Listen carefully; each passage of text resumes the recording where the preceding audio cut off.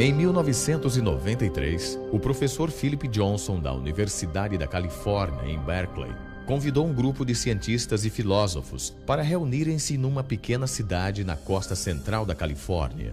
Eles vieram de grandes centros acadêmicos, inclusive Cambridge, Munique e a Universidade de Chicago, a fim de questionar uma ideia que tem dominado a ciência por 150 anos.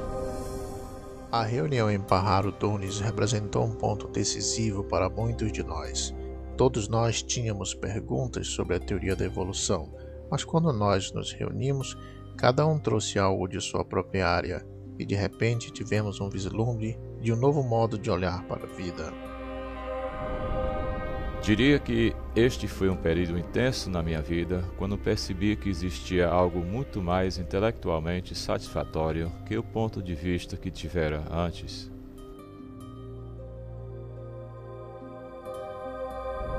Recordando agora, acho que aquele encontro me deu a motivação para realmente examinar as evidências e ver para onde elas apontam. Percebi que este questionamento era maior que qualquer pessoa ou matéria de ensino. Era o início de uma comunidade de cientistas que estavam agora dispostos a enfrentar o mistério fundamental da origem da vida.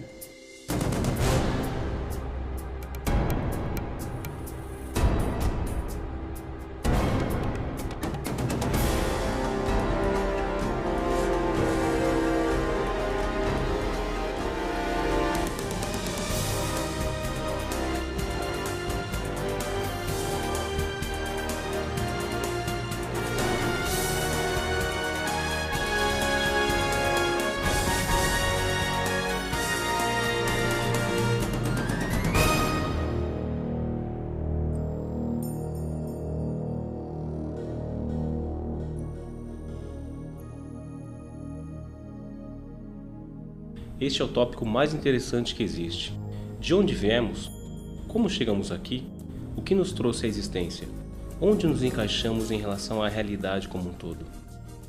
Considerando a diversidade e complexidade incrível da vida, inevitavelmente surge a pergunta: o que trouxe tudo isso à existência? Foi simplesmente o acaso e necessidade, ou há algo mais acontecendo?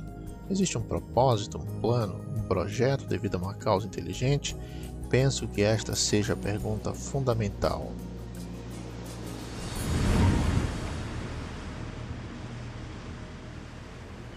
Os cientistas que vieram até Pajaro Dunes buscaram reexaminar o mistério da origem de vida, porque cada um tinha dúvidas significativas sobre ideias evolucionistas amplamente defendidas. Entre eles, o bioquímico Michael Behe questionava como os processos naturais podiam ter reunido as estruturas complexas encontradas nas células vivas. Dean Kenyon era um biólogo evolucionista que não pensa mais que somente a química pode ser responsável pela origem da vida na Terra. Stephen Meyer, Paul Nelson e William Dembski buscavam uma nova abordagem que pudesse explicar a origem das informações genéticas codificadas em organismos vivos. Esses cientistas e filósofos começaram a formular uma alternativa para a teoria central de biologia moderna, uma teoria nascida na mente de um naturalista britânico chamado Charles Darwin.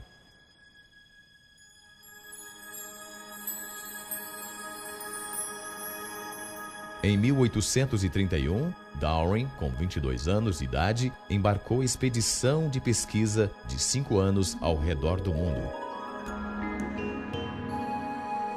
Ele partiu da Inglaterra viajando no navio HMS Beagle, passando pelo ponto mais ao sul da América do Sul, e daí para o norte na direção de uma cadeia de ilhas vulcânicas do Oceano Pacífico chamada Galápagos.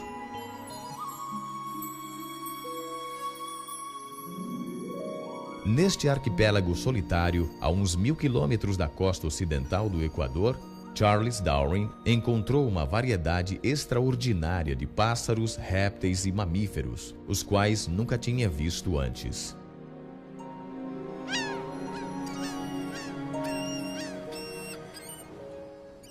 Durante mais de um mês, Darwin estudou a vida vegetal e animal, fez anotações extensivas e colecionou amostras. Depois foi embora para nunca mais voltar. Então, 25 anos se passaram enquanto ele desenvolvia sua teoria. Em 1859, Darwin publicou um livro intitulado A Origem das Espécies. Seu impacto sobre a ciência e, no final das contas, sobre toda a cultura ocidental foi dramático. Darwin alegou que toda a vida era o produto de forças naturais puramente desgovernadas. O tempo, o acaso e um processo que ele chamou de seleção natural. Antes de Darwin, a maioria dos cientistas e filósofos, tais como Platão, Newton e Kepler, consideravam o mundo como o produto de algum projeto ou plano. Mas uma mudança fundamental ocorreu com a ideia de Darwin sobre a seleção natural, a qual desencadeou uma profunda mudança na filosofia científica.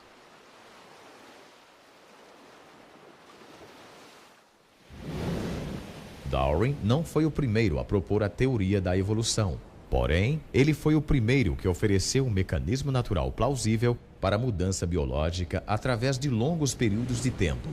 Para entender como a seleção natural funciona, considere as populações de tentilhões que Darwin encontrou nas Ilhas Galápagos. Há 3 espécies de tentilhões que habitam as Ilhas Galápagos. Elas variam sutilmente em termos de tamanho e forma de bico. Darwin voltou à Inglaterra com 9 espécies diferentes destes pássaros.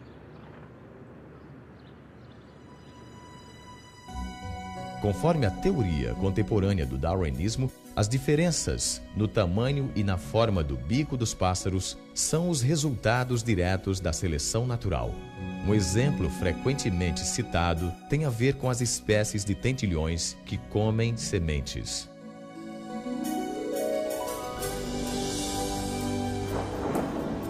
Nos anos de fortes chuvas, há abundância de sementes pequenas e macias. Os pássaros com bicos curtos facilmente encontram comida. Porém, num período de seca, as únicas sementes que se encontram são as do ano anterior, que têm uma casca dura. Nestas condições, somente os pássaros com bicos mais longos e mais afiados conseguem quebrar a casca para comer as sementes. Os pássaros com o bico comprido sobrevivem porque conseguem alcançar comida. O bico mais comprido dá o que os biólogos chamam de uma vantagem útil. Os tentilhões com bicos menores, infelizmente, morrem de fome porque não conseguem alcançar comida. Se o tempo de seca se prolonga, o ambiente provoca uma mudança nas características da inteira população de tentilhões. Com o tempo, o bico longo é repassado a sucessivas gerações porque esses bicos possibilitam a sobrevivência dos pássaros. A seleção natural foi uma ideia convincente. As variações físicas que eram vantajosas seriam herdadas por sucessivas gerações. Através deste processo, com o passar de muito tempo, organismos fundamentalmente diferentes surgiriam sem qualquer forma de direção inteligente. Darwin quis explicar tudo da história da vida em termos de processos naturais sem inteligência.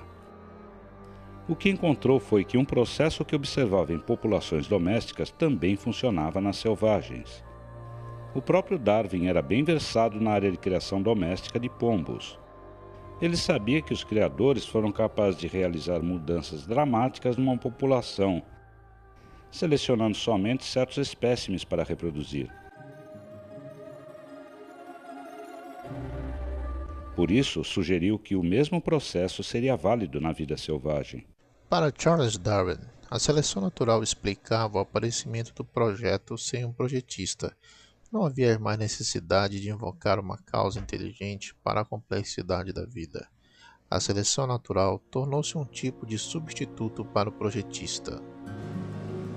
Hoje, o darwinismo é geralmente aceito por todo o mundo científico e acadêmico.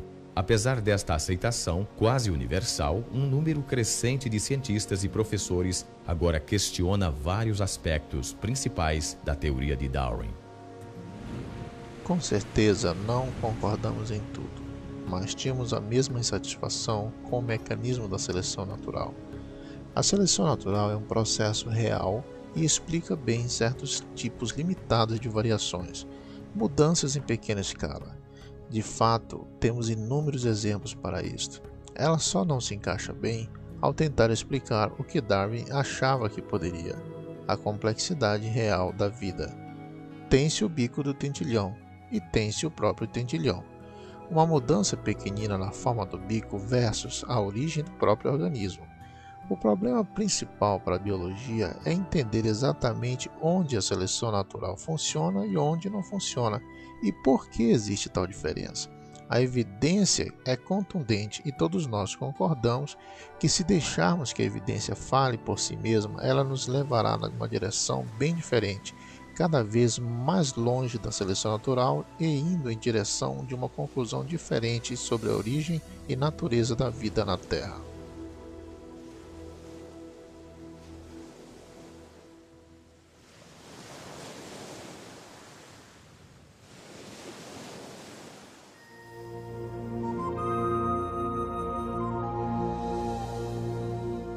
A seleção natural atua somente ao tirar vantagem de variações minúsculas e sucessivas.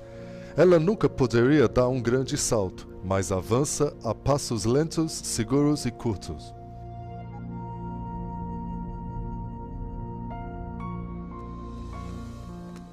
É realmente interessante notar que quanto mais sabemos sobre a vida e quanto mais sabemos sobre biologia, mais problemas surgem com o darwinismo e o projeto inteligente se torna mais aparente.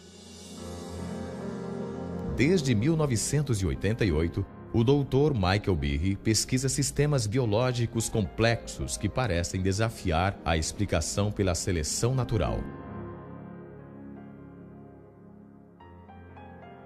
Durante muito tempo, acreditei que a evolução de Darwin explicava o que víamos em biologia. Não porque via como podia realmente explicá-la, mas porque me diziam que o fazia, e nas escolas onde estudei, ensinava-se a biologia de Darwin.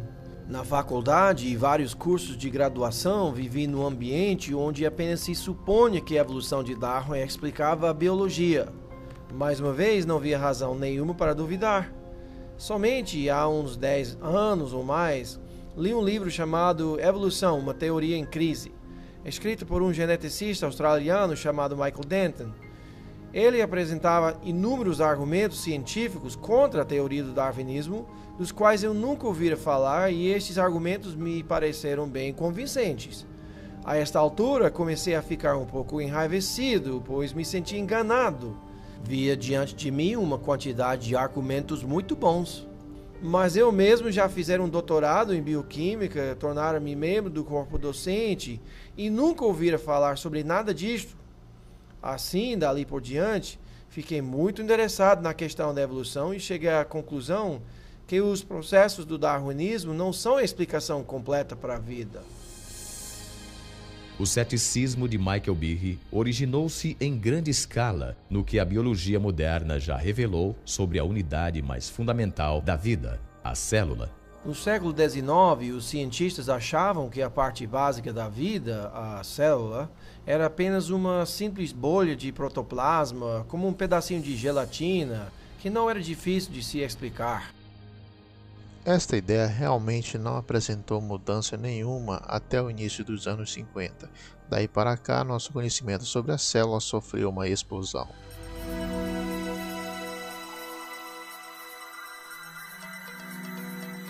Hoje em dia, tecnologias extraordinárias revelam inúmeros mundos microscópicos. Mundos tão pequeninos que um dedal cheio de uma cultura de bactérias contém mais de 4 bilhões delas. Todas abarrotadas de circuitos, instruções e máquinas em miniatura de complexidade tal que Charles Darwin jamais poderia ter imaginado. Na própria base da vida, onde as moléculas e células fazem o espetáculo, descobrimos máquinas, literalmente máquinas moleculares. Há minúsculos caminhões moleculares carregando suprimentos de um lado para o outro da célula. Há máquinas que captam a energia solar e a transformam em energia utilizável. Há tantas máquinas moleculares no corpo humano quanto há funções que o corpo tem que fazer. Se parar para pensar na audição, visão, olfato, paladar, tato, coagulação do sangue, ação de respirar, reações imunológicas, verá que tudo isso requer um batalhão de máquinas.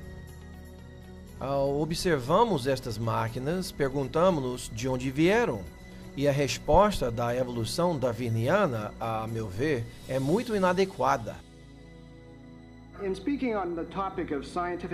No início da década de 90, numa série de palestras acadêmicas, Behe revelou suas dúvidas sobre a capacidade da seleção natural de construir máquinas moleculares complexas. Uma destas máquinas atraiu-lhe particularmente a atenção. Lembro-me da primeira vez que eu li um livro de bioquímica e vi o desenho de uma coisa chamada flagelo bacteriano, com todas as suas partes e toda a sua glória. Ela possuía uma hélice, um gancho, um eixo e um motor.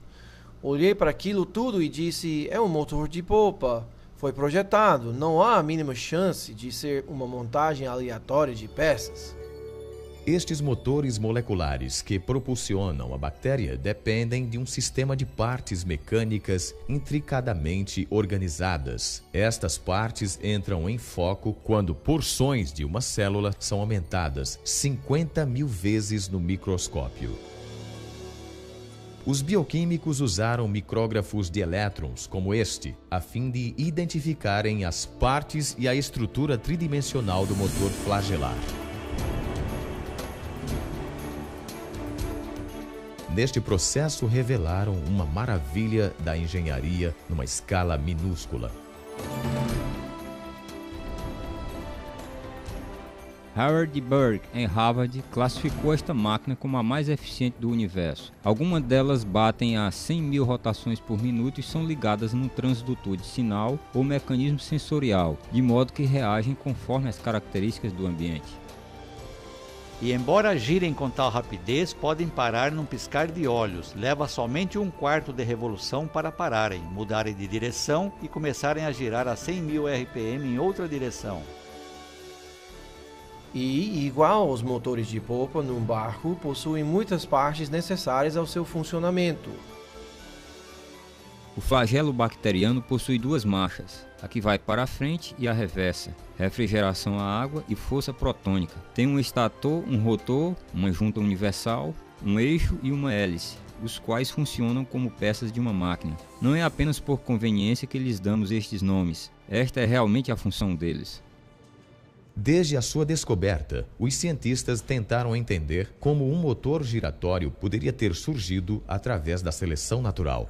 Até agora, não conseguiram oferecer qualquer explicação darwiniana.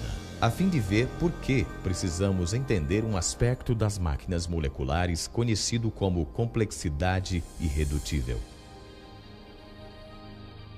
O termo complexidade irredutível foi inventado por Mike Behe ao descrever estas máquinas moleculares. O que se diz basicamente é que se tem muitos componentes numa organela ou sistema celular, sendo todos eles necessários ao seu funcionamento. Isto é, se você remove uma peça, então perde a funcionalidade desse sistema. A ideia da complexidade irredutível pode ser ilustrada por uma máquina não biológica conhecida, uma ratoeira. A ratoeira é composta de 5 partes básicas: um gancho para segurar a isca, uma mola forte, um arame fino e arqueado chamado martelo, outro gancho que prende o martelo no lugar e um suporte sobre o qual o sistema completo é montado. Se uma destas partes estiver faltando ou for defeituosa, o mecanismo não vai funcionar. Todos os componentes deste sistema irredutível complexo devem estar presentes de modo simultâneo para que a máquina possa desempenhar sua função, pegar o rato. A complexidade irredutível também pode ser aplicada a máquinas biológicas, inclusive ao motor flagelar. No final das contas, há cerca de 40 partes diferentes de proteínas que são necessárias ao funcionamento desta máquina, e se uma delas estiver faltando, então você tem um flagelo que não funciona porque o gancho está faltando, ou o eixo, ou seja o que for, ou nem mesmo se liga à célula. Em termos evolucionários, é preciso ser capaz de explicar como se pode montar este sistema gradualmente, quando não há função, até que se tenha todas as partes no lugar.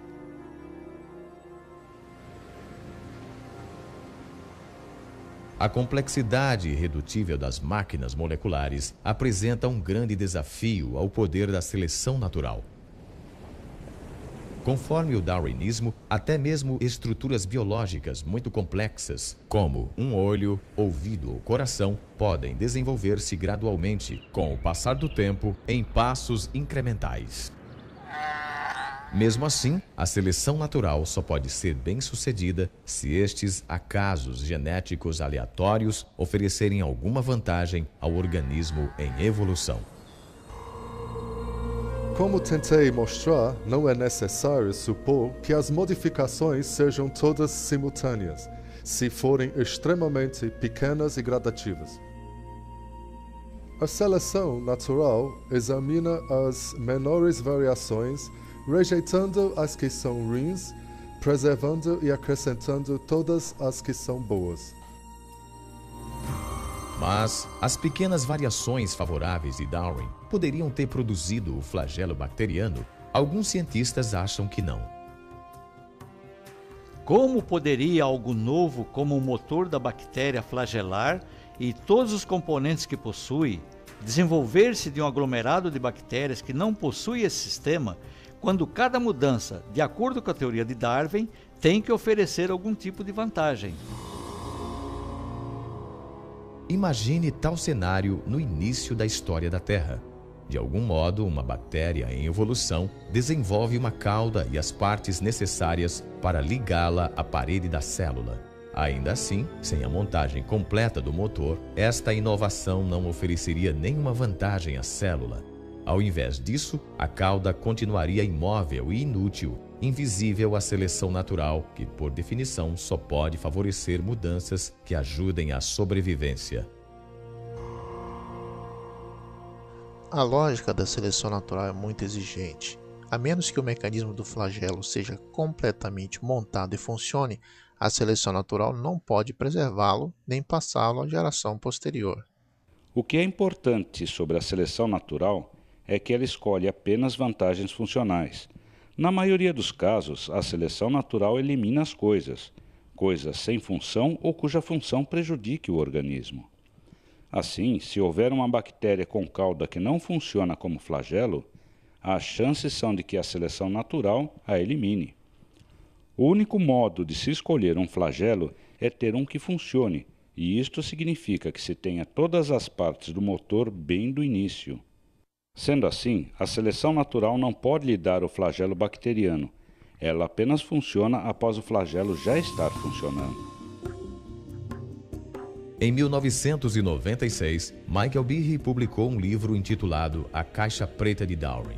No livro, ele argumenta que a seleção natural, conforme o darwinismo, não podia explicar a origem do flagelo bacteriano nem qualquer outro sistema biológico de complexidade irredutível. Behe concluiu que a complexidade integrada desses sistemas apontam para um projeto inteligente.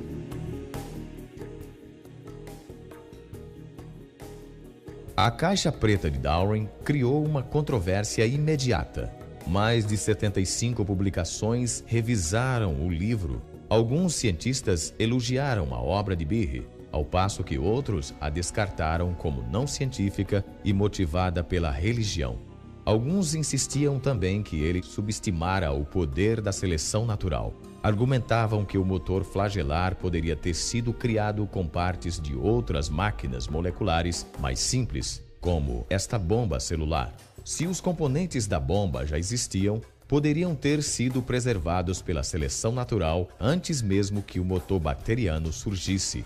Esta teoria se chama coopção. Está dizendo, em essência, que a evolução ou seleção natural em algum momento pôde pedir emprestado componentes de uma máquina molecular e construir uma nova máquina com alguns destes componentes. Scott Minich pesquisou o motor flagelar durante uns 20 anos. Sua pesquisa o levou a contestar o argumento da coopção. Com o flagelo bacteriano, você se refere a uma máquina que tem 40 partes estruturais. Isso mesmo, descobrimos que 10 destas partes estão envolvidas em outra máquina molecular, mas as outras 30 são únicas. Então, onde vai consegui-las? Eventualmente, você terá que considerar que cada uma das partes originalmente tivesse outro propósito. Assim, só se pode seguir este argumento até o ponto em que surge o problema de que se está pegando partes do nada. Mas mesmo que se considere que tem-se disponíveis todas as partes necessárias à construção destas máquinas, este é apenas parte do problema, talvez ainda mais complexo. Eu considero o mais complexo são as instruções para a montagem, fato nunca mencionado pelos oponentes do argumento da complexidade irredutível. Pesquisas feitas sobre o motor bacteriano revelam um nível ainda mais profundo de complexidade, pois sua criação não só exige partes específicas, mas também uma sequência precisa de montagem. É preciso fazer as coisas na hora certa. É preciso ter o número certo de componentes. É preciso fazer a montagem em uma certa sequência. É preciso poder dizer que os montou adequadamente, de modo a não desperdiçar energia, criando uma estrutura que não vai ser funcional. Construir uma máquina molecular se compara à construção de uma casa, seguindo uma planta detalhada e uma ordem de construção. O alicerce de uma casa é feito antes de construir as paredes.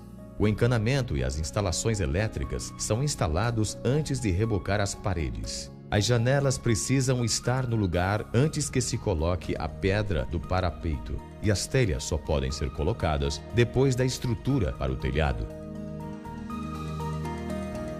A mesma coisa acontece na criação de um motor flagelar.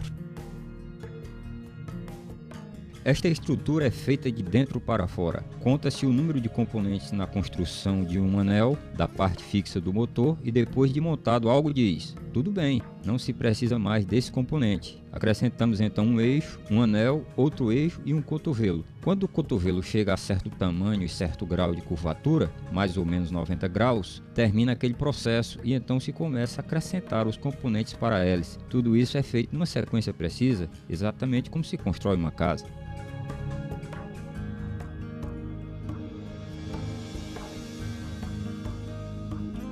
Para construir um motor corretamente, tem que se coordenar o tempo exato das instruções de montagem.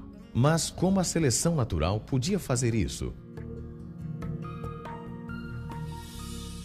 A coopção não explica isto.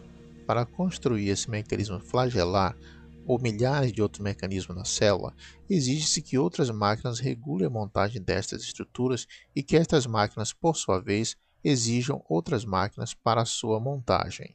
Se uma destas partes estiver faltando ou for colocada no lugar errado, seu motor não vai funcionar. Assim, o aparelho para a montagem do motor flagelar é, em si mesmo, um complexo irredutível. De fato, o que temos aqui é uma complexidade irredutível do começo ao fim.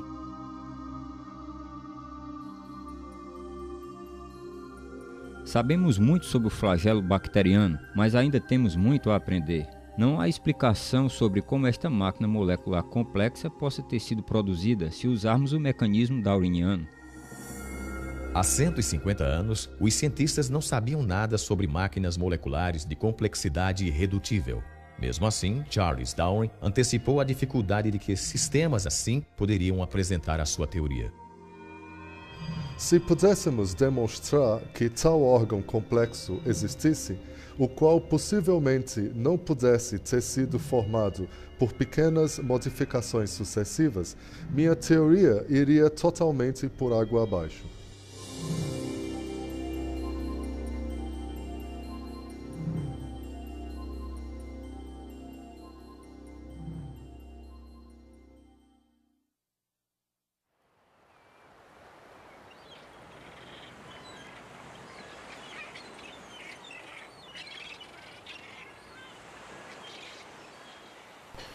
Existem realmente duas grandes perguntas na biologia. Como se conseguem formas vivas novas com estruturas novas como asas e olhos da vida já existente? Em segundo lugar, como a vida se originou na Terra? Sabemos que Darwin passou a maior parte da vida formulando uma resposta para a primeira destas duas perguntas. Charles Darwin comparou a história da vida na Terra a uma grande árvore cheia de galhos. A raiz da árvore representava a primeira célula viva e os galhos eram formas de vida novas e mais complexas que haviam evoluído com o passar do tempo deste primeiro organismo primitivo. Darwin tentava explicar como os galhos da árvore da vida se originaram. Tentava mostrar como a seleção natural podia ter modificado organismos existentes a fim de produzir a grande diversidade de vida animal e vegetal. Mas quando se chega à raiz da árvore, que representa a origem da primeira vida, a primeira célula viva, Darwin teve muito pouco a dizer. De fato, na origem das espécies, ele nem mesmo se refere à questão de como a vida podia se originar da matéria sem vida. Os únicos vislumbres que temos das opiniões de Darwin sobre o assunto aparecem numa carta que ele escreveu a um colega chamado Joseph Hooker.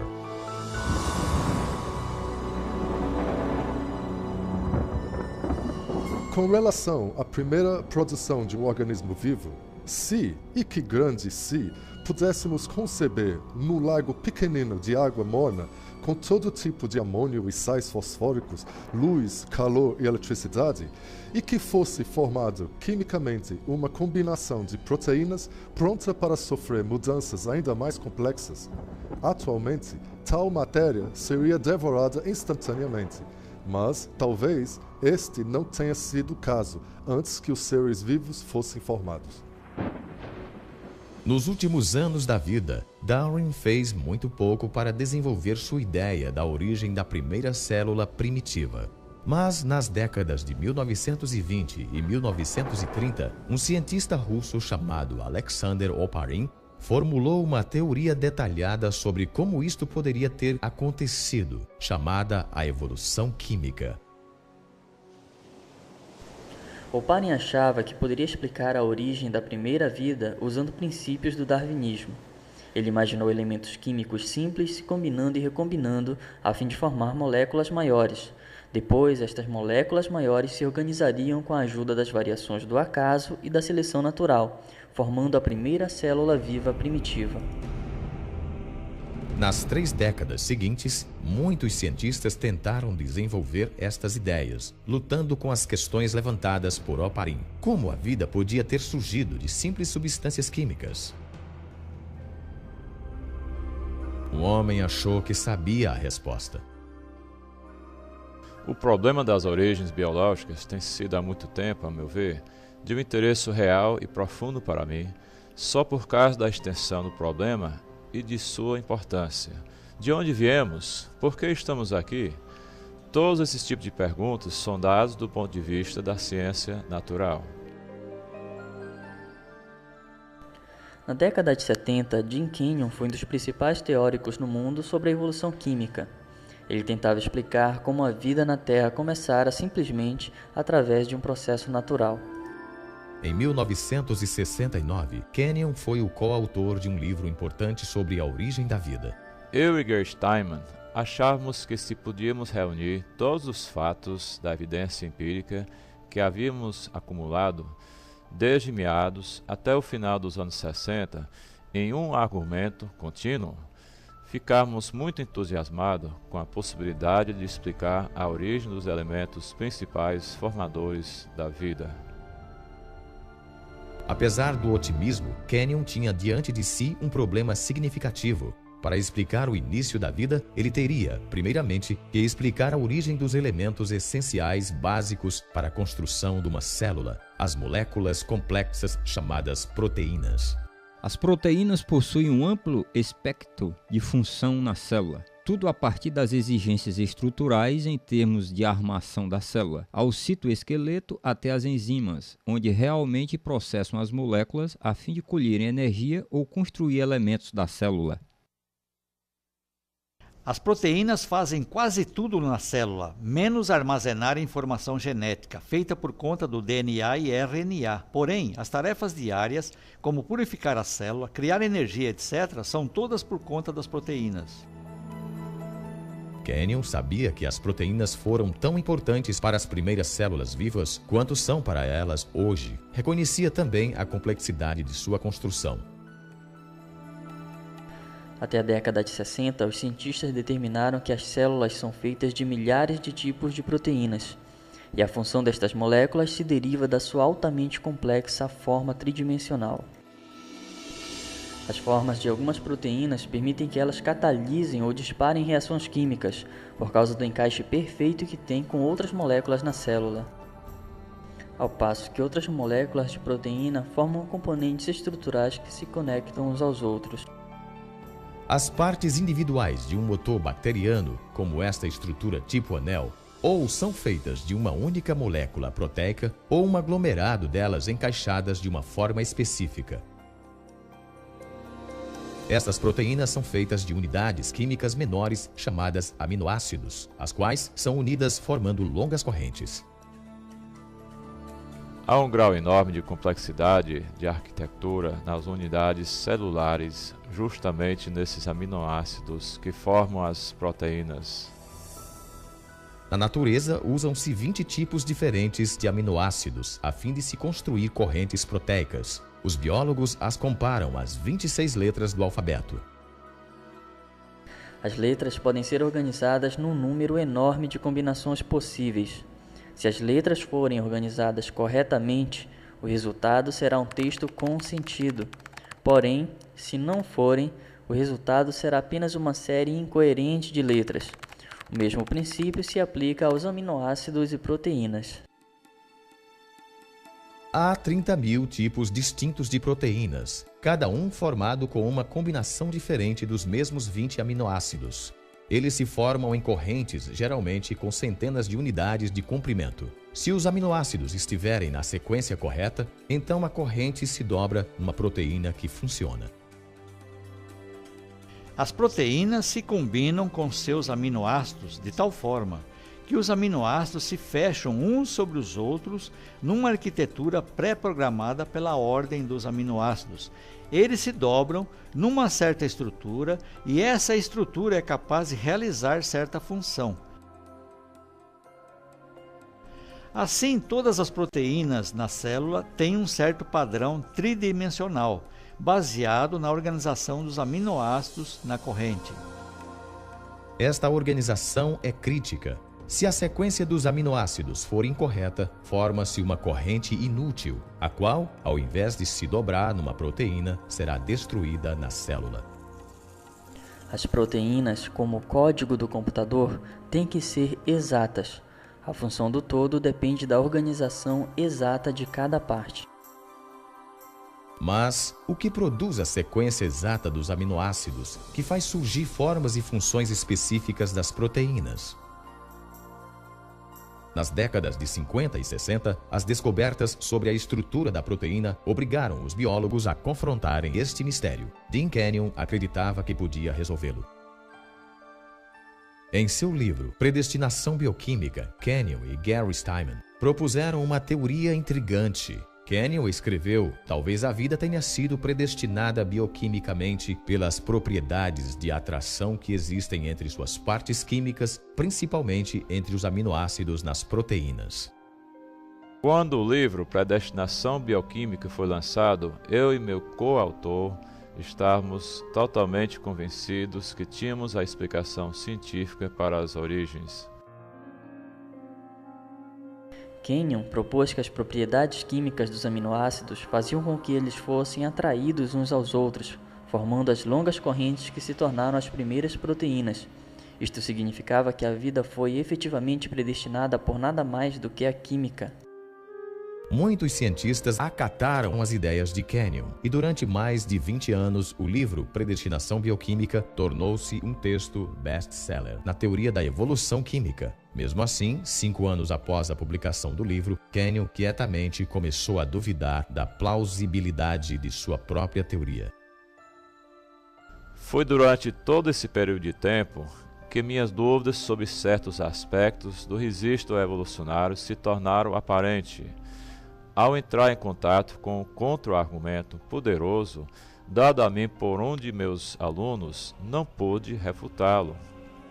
Kenyon teve que explicar como as primeiras proteínas poderiam ter sido montadas sem a ajuda de instruções genéticas. Nas células vivas, hoje, as correntes de aminoácidos não são formadas diretamente pelas forças de atração entre suas partes, como Kenyon sugeriu. Ao invés disso, outra macromolécula dentro da célula armazena instruções para montar as proteínas. Esta macromolécula se chama DNA. No início, Kenyon acreditava que as proteínas poderiam ter sido formadas diretamente dos aminoácidos, sem nenhuma instrução de montagem. Porém, quanto mais ele aprendia sobre os aminoácidos e proteínas, tanto mais duvidava que as proteínas pudessem se automontar sem as instruções do DNA. No DNA, Kenyon encontrou uma molécula com uma propriedade que ele não podia explicar através dos processos naturais, porque, guardada na sua estrutura em dupla hélice, há uma abundância de informações na forma de substâncias químicas precisamente sequenciadas, que os cientistas representam com as letras A, C, T e G. Numa linguagem escrita, a informação é comunicada pela organização das letras. Do mesmo modo, as instruções necessárias para montar aminoácidos em proteínas são enviadas pelas sequências de substâncias químicas organizadas ao longo da escada do DNA. Este código químico tem sido chamado a linguagem da vida. Ele é o mais compacto e elaboradamente detalhado conjunto de informações que se conhece no universo. Como outros cientistas trabalhando na origem da vida, Kenyon notou que tinha duas escolhas. Ou tinha que explicar de onde vinham estas instruções genéticas de montagem, ou como as proteínas poderiam ter surgido diretamente dos aminoácidos sem o DNA nos oceanos primitivos. No final, ele viu que não podia explicar nenhum nem outro.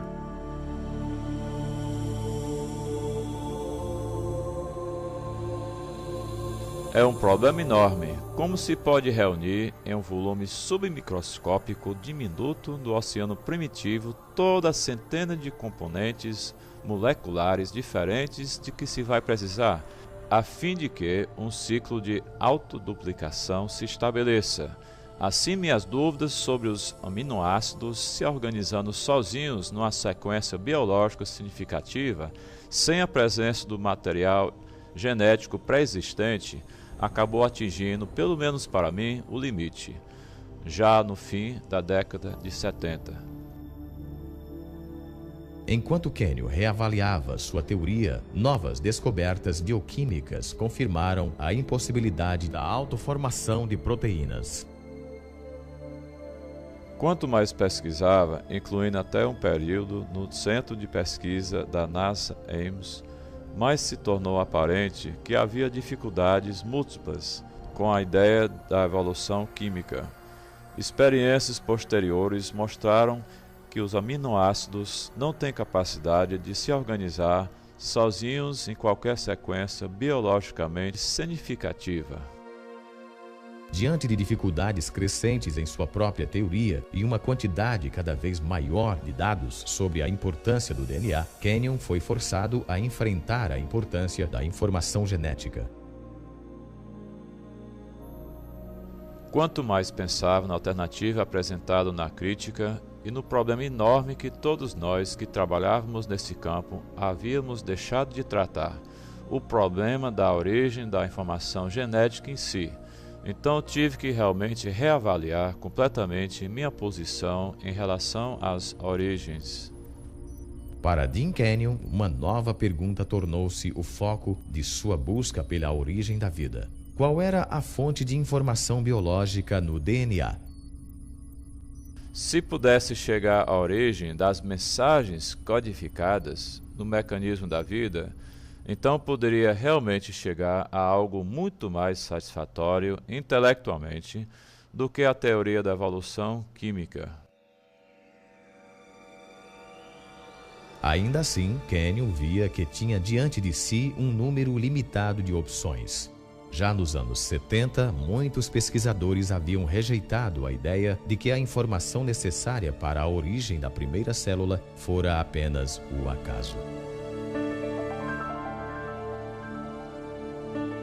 A fim de entender por quê, considere a dificuldade de se gerar apenas 2 linhas da peça de Shakespeare, Hamlet, jogando-se as letras do alfabeto em cima de uma mesa. Depois considere as instruções genéticas específicas requeridas para a construção das proteínas simples. Isto encheria centenas de páginas de texto impresso. Logicamente, um biólogo sério não ia acreditar que a vida surgira apenas por acaso. Ao invés disso, pensava-se na seleção natural agindo nas próprias substâncias químicas a fim de produzir a primeira vida. Porém, há um problema com esta proposta. Por definição, a seleção natural não poderia ter funcionado antes da existência da primeira célula viva. Ela só pode agir sobre organismos capazes de se reproduzir, células equipadas com DNA, as quais passam as mudanças genéticas às futuras gerações. Sem o DNA não existe autoduplicação, mas sem autoduplicação não existe a seleção natural. Assim, não se pode usar a seleção natural para explicar a origem do DNA sem supor a existência da própria coisa que se tenta explicar.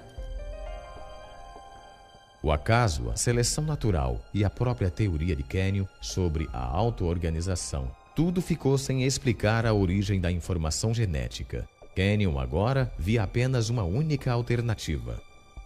Não existe a menor chance de uma origem através da evolução química, para até mesmo a mais simples das células. Assim, o conceito da vida, sendo resultado de um projeto inteligente, tornou-se imensamente atrativo para mim e fazia muito sentido, pois combinava intimamente com as descobertas múltiplas da biologia molecular.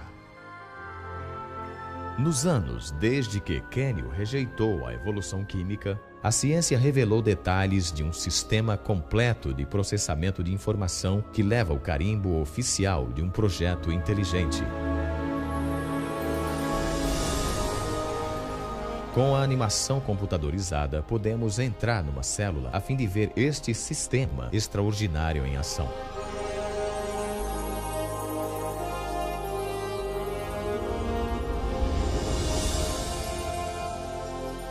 Após entrar no coração da célula, vemos os altamente enroscados fios de DNA, armazéns para as instruções necessárias a fim de se fabricar cada proteína no organismo.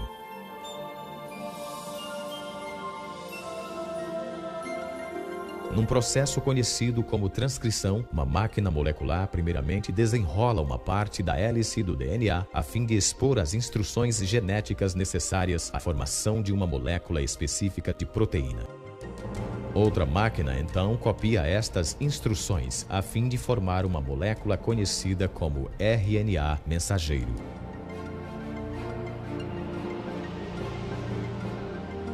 Quando a transcrição se completa, o fio finíssimo de RNA carrega a informação genética através do complexo nuclear de poros, o porteiro para o tráfego dentro e fora do núcleo da célula.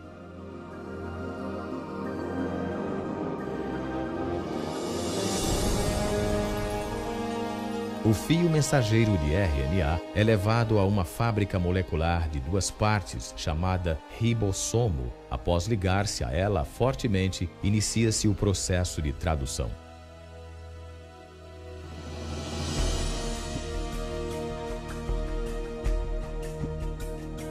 Dentro do ribossomo, uma linha de montagem molecular constrói uma cadeia de aminoácidos especificamente sequenciada. Estes aminoácidos são transportados de outras partes da célula e então ligados em cadeias de centenas de unidades de comprimento. Esta organização sequenciada determina o tipo de proteína fabricada.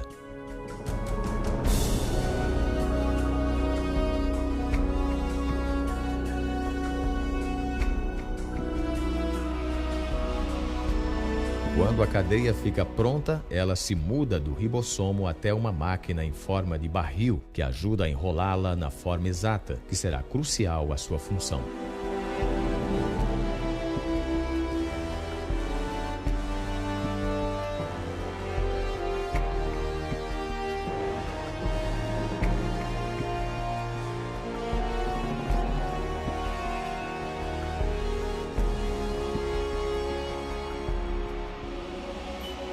Após a cadeia ser enrolada numa proteína, é então liberada e levada por outra máquina molecular até o lugar exato onde será usada.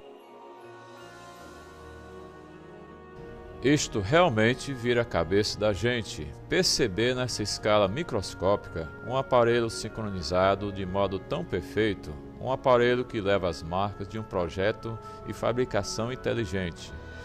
E temos os detalhes de um imensamente complexo domínio molecular de processamento de informação genética, e é exatamente nesse novo campo, conhecido como genético molecular, onde vemos a evidência mais convincente de projeto existente na Terra.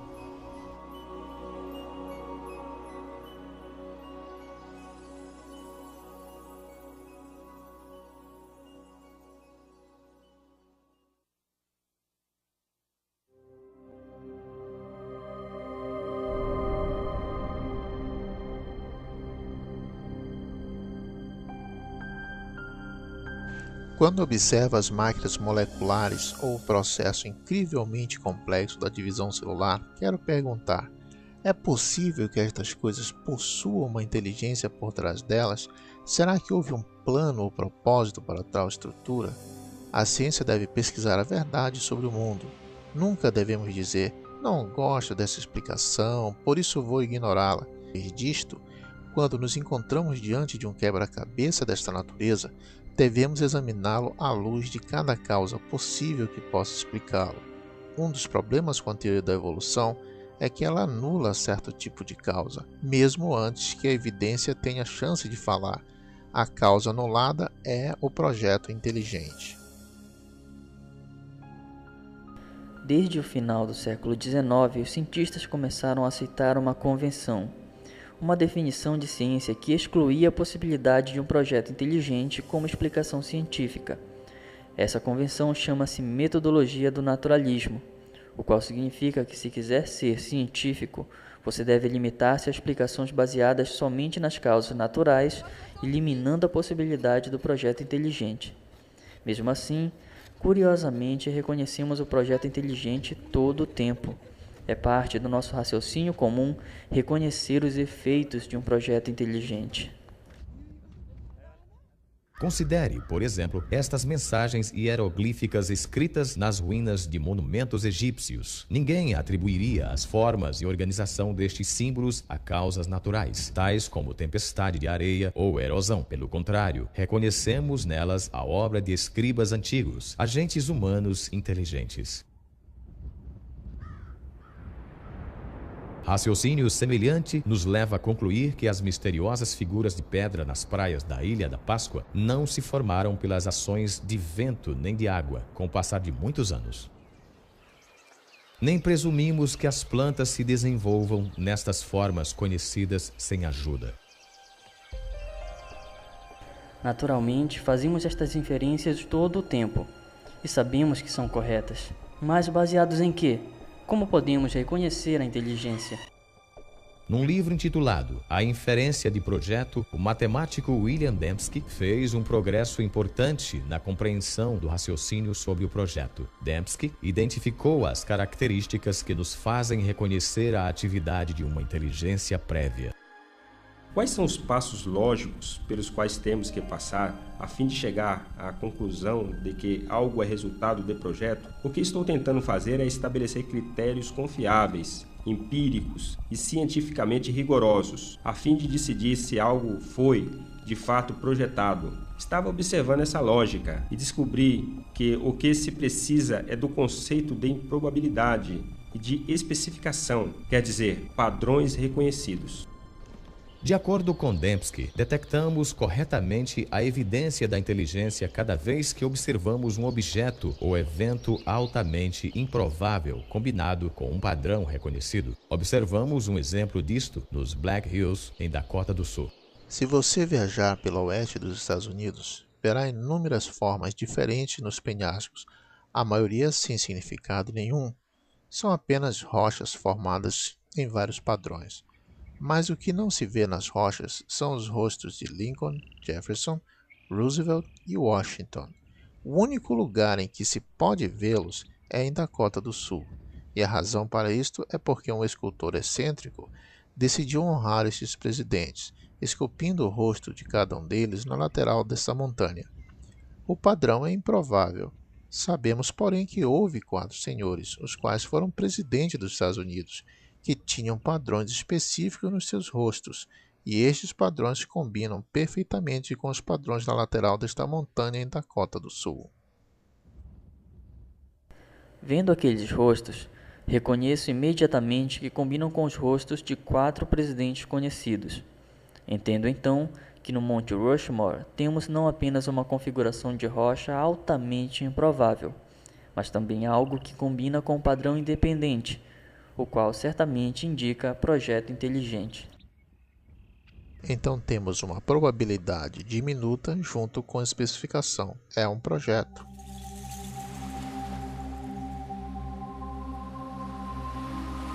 Numa praia, outro padrão improvável gravado na areia ilustra como detectamos um projeto. Ninguém iria concluir que esta mensagem foi escrita pelo movimento das marés. Pelo contrário, por causa das características deste padrão, identificamos as palavras como produtos de inteligência. Essa organização improvável combina com um padrão independente, a saber, as formas das letras que reconhecemos e as palavras do vocabulário inglês. Assim, é a improbabilidade da organização mais o fato que ela iguala-se a um padrão independente, que dispara para nós o reconhecimento de projeto. Esta ilustração sugere que os critérios de William Dembski para descobrir a presença de projeto são essencialmente equivalentes à informação. O tipo de informação presente não apenas em figuras, texto escrito e sequências numéricas, mas também codificada em softwares e sinais de rádio. A capacidade de detectar informação em transmissões eletromagnéticas tornou possível uma busca sem par pela inteligência. Há mais de 3 décadas, os astrônomos envolvidos no Projeto 7, Busca por Inteligência Extraterrestre, monitoram sinais de rádio do espaço exterior numa tentativa de encontrarem padrões ricos em informação. Tipicamente, os telescópios do rádio recebem ou barulho aleatório ou simples sinais repetitivos produzidos naturalmente por estrelas, galáxias e outros objetos celestiais. Mas os astrônomos reconhecem que, se algum dia identificarem um sinal carregando informação, ele confirmaria a existência de vida inteligente além da Terra. Alguns especularam que uma civilização extraterrestre poderia ter tentado comunicar-se transmitindo mensagens na linguagem universal da matemática, talvez através de um padrão reconhecível como uma série de números primos. Isso não acontece por acaso. É preciso haver complexidade ou improbabilidade, muitos números primos e também um padrão. E é preciso que seja tipo certo de padrão, não a um imposto por você. Até hoje, as pesquisas do Projeto 7 ainda não detectaram nenhum padrão ou informação que mostre inteligência lá fora. Mas em outro universo, muito mais próximo de casa, os cientistas descobriram um tesouro de informação dentro do núcleo de uma célula viva. O DNA tem uma estrutura ideal para transportar informação. Nas bases A, T, C e G da dupla hélice do DNA, há um potencial para armazenar uma quantidade enorme de informação. Não há nenhuma entidade no universo conhecido que armazene e processe mais informação de modo tão eficiente quanto a molécula do DNA. Um complemento total de DNA humano possui 3 bilhões de caracteres individuais. A análise das regiões codificadas da molécula do DNA mostra que seus caracteres químicos possuem uma organização específica para transmitir instruções detalhadas, tais como as letras numa sentença compreensível ou dígitos binários num código de computador.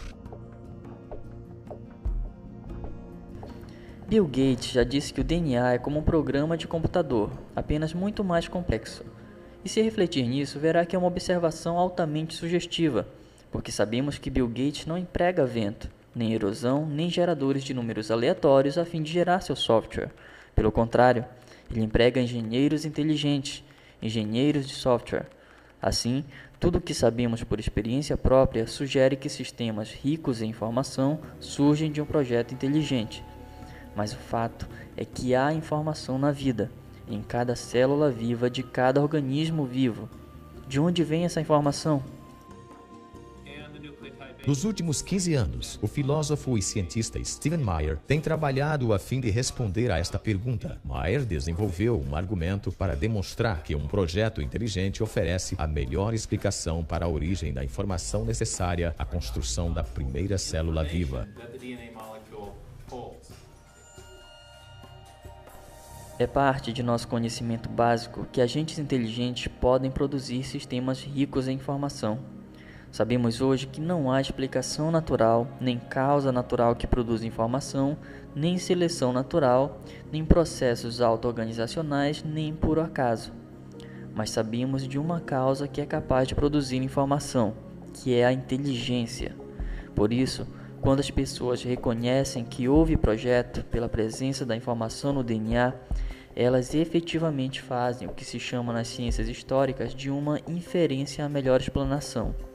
Portanto, quando descobrimos um sistema na célula rico em informação, especificamente na molécula do DNA, podemos concluir que uma inteligência teve um papel na origem desse sistema, mesmo que não estivéssemos lá para observar este sistema vindo a existir. A obra de Meyer faz parte agora de um amplo estudo de caso científico para o projeto inteligente que surgiu de uma reunião de cientistas e filósofos na costa central de Califórnia em 1993. O objetivo deles era avaliar uma ideia que está dominando a biologia há mais de um século. No processo, fizeram nascer uma teoria que se tornou conhecida como Projeto Inteligente. A grande promessa do projeto é que ele nos dá um instrumento novo, o qual deve fazer parte da caixa de ferramentas da ciência. As causas inteligentes são reais, elas deixam evidência de sua existência, e uma ciência saudável é aquela que busca a verdade e deixa a evidência falar por si mesma. O argumento para o projeto inteligente se baseia na observação de fatos. Essa é a minha definição de uma boa ciência, a observação dos fatos. Quando observamos os fatos como Michel Berry tem feito, o que vemos? Vemos um padrão fantástico de complexidade interrelacionada. E o modo como chegamos à conclusão do projeto inteligente para o flagelo bacteriano é o mesmo pelo qual tiramos conclusões sobre o motor de polpa. Com o motor de polpa, vemos como as partes interagem e sabemos que alguém fez isto. O raciocínio é o mesmo para as máquinas biológicas, por isso a ideia do projeto inteligente é completamente científica. Com certeza existem implicações religiosas, mas não depende de premissas religiosas. Quando olho para a evidência de modo objetivo, sem eliminar a possibilidade do projeto, o projeto pula para cima com uma explicação mais provável. E é por isso que acredito que seja verdadeiro. Acho que o projeto voltou para a mesa de discussões. Não podemos explicar estes sistemas pela lei natural. E se estamos mesmo buscando a verdade, se são de fato projetados, e se temos que ser engenheiros para entendê-los, então eu pergunto, qual é o problema? Temos que ir até onde os dados nos levam, e as implicações, tudo bem, realmente há implicações metafísicas profundas, mas é assim mesmo. É uma ideia muito forte a de que o universo é racional e compreensível, subscrito por uma inteligência suprema que queria que este mundo fosse compreendido.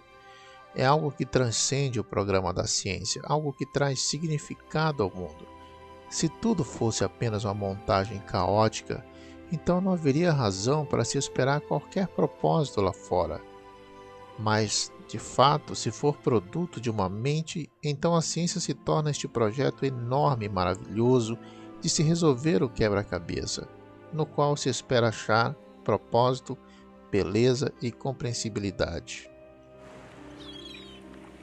Há 150 anos, Charles Darwin transformou a ciência com a teoria da seleção natural. Hoje, esta teoria enfrenta um desafio incomparável.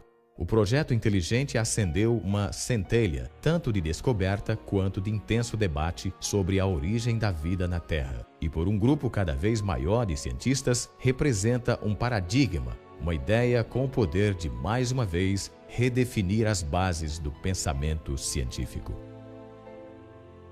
Durante o século XIX, os cientistas acreditavam que haviam duas entidades fundamentais, a matéria e a energia. Mas ao entrarmos no século XXI, há uma terceira e fundamental entidade que a ciência tem obrigação de reconhecer, a qual é a informação. Assim, ao encontrarmos a biologia da era da informação, cresce a suspeita que o que vimos na molécula do DNA é realmente obra de uma mente, obra de inteligência, algo que só pode ser explicado pelo projeto inteligente.